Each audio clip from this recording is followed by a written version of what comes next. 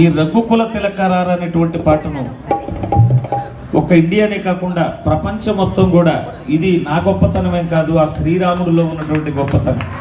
ఎందుకంటే శ్రీరామనామాన్ని మర్చిపోతున్నటువంటి టైంలో యువతే కాదు, చిన్నపిల్లలు మొదలుకొని ముసలి వాళ్ళ వరకు నామాన్ని జపించడం కాదు, నృత్యం చేయించాలని శ్రీరాముడి సంకల్పం. నన్ను సమితిగా వాడి ఈ పాట పాడించాడు. ఇంకో విషయం ఏంటంటే ఈ పాట ప్రపంచాన్ని కదిలిస్తుంది పాట.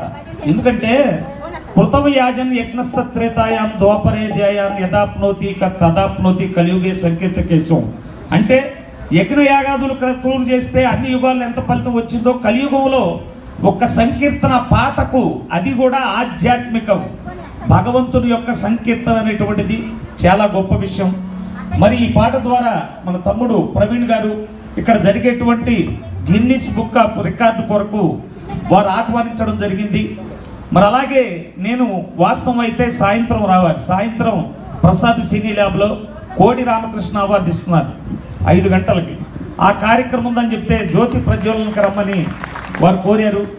వారు నన్ను ఆదరించినందుకు వారికి అందరికీ కూడా నా హృదయపూర్వక ధన్యవాదాలు. మీ అందరికీ కూడా నా ధన్యవాదాలు. జై శ్రీరామ్.